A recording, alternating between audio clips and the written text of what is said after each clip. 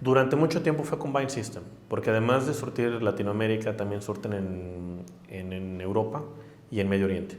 Y eso supera mucho a Defense, porque Defense hubo un periodo de readaptación, cambiaron su nombre, antes eran Federal Lab, y inclusive en algunas partes de Latinoamérica todavía encuentras granadas de Federal Lab, lo cual ya es un peligro brutal. Yo creo que Combined System es la que tiene más presencia. Condor tiene muy buena presencia de mercado en Sudamérica, pero no al nivel de Combined System. Entonces compran municiones y resulta que como no funcionan la primera vez que las utilizan porque no corresponde a la necesidad, no las vuelven a usar y las dejan ahí. Viene otra administración, dice, tienen municiones, úsenlas. Pasa lo mismo, no funcionan, no las vuelven a usar. Y se quedan almacenadas y hay municiones que tienen hasta 20 años, cuando ya lo mencionabas, son 5 años que deben estar almacenadas. Las químicas. Las de impacto pueden ser más, pero las químicas son 5 años. Entonces el problema que tenemos es que en este momento en México y en Latinoamérica hay armerías donde tienen mucha dotación de Combined System, aunque esté caducada, y que no corresponde a las necesidades operacionales de los agentes en la calle. Entonces la presencia de Combined sigue siendo grande, no porque responda al mercado ni porque responda a las necesidades de los agentes, sino porque los volúmenes de compra no han correspondido nunca a la necesidad operacional.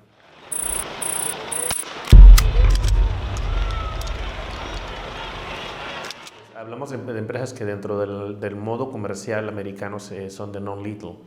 Y eso es muy importante. Decías, yo tengo mi propia definición porque non-lethal o less lethal es estrictamente comercial. No tiene ningún sentido jurídico respecto a las obligaciones en materia de derechos humanos latinoamericanas. Entonces, cuando decimos non-lethal o less lethal, estamos usando un lenguaje comercial americano. Y eso dificulta mucho la concepción al modelo policial de las obligaciones de los agentes latinoamericanos. Cuando centramos la definición de non-lethal o less lethal comercial americana sobre el objeto, nos olvidamos que una pistola no te mata cuando te disparan a las piernas, pero un proyectil de caucho te mata cuando te disparan a la cabeza. La letalidad no está en el objeto, está en la suma de los 3 elementos. Entonces, less lethal, no lethal, es un concepto comercial americano que no cumple con las obligaciones latinoamericanas en materia de derechos humanos respecto a la utilización de la fuerza pública para el Estado.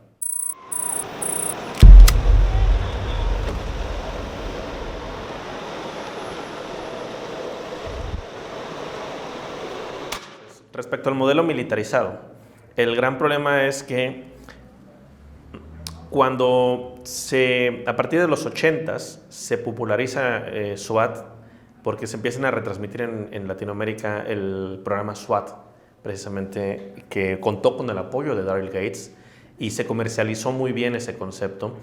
El término de less lethal o no lethal empieza a permear hacia Latinoamérica, pero sin que nadie recapacite o se dé cuenta de que en ese momento era muy parecido. Muy parecido en cuanto a los objetivos internacionales, ¿no? Porque también hay una modificación hacia finales de los 70s en cuanto a los tratados de derechos humanos, en lo que empieza a cambiar, y ahí se mete el término less lethal en un documento de Naciones Unidas y se convierte en lenguaje oficial para todo el mundo.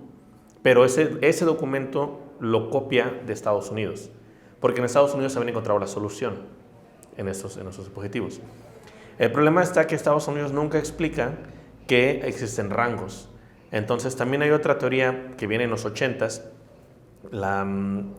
de los espacios, se me está yendo el nombre del policía ahorita, de Tweller, la regla de Tweller. Danny Tweller es un policía de Estados Unidos que propone que cuando una persona nos ataca con un cuchillo debemos de tomar una reacción en un determinado espacio. Sin embargo, el propio Tweller dice esa no es una regla, no la consideres una ley, es una recomendación técnica de acuerdo a lo que tú tienes como opciones y capacitación. Lo que se quiere decir en Estados Unidos es imminent threat, pero cuando tú entrenas en Estados Unidos, un imminent threat es un riesgo inmediato, riesgo inminente, perdón. Un riesgo no es lo mismo que una amenaza.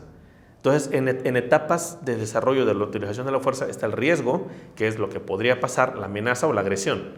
Las leyes latinoamericanas se desarrollan sobre amenaza o agresión y al final de cuentas los protocolos se actualizan solamente sobre la agresión.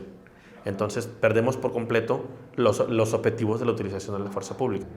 Y hablamos de que entonces el diseño y el marco conceptual, jurídico, legal, técnico y administrativo y presupuestal de la Fuerza Pública de Latinoamérica está diseñado bajo un modelo fallido en Estados Unidos, no sobre nuestras obligaciones.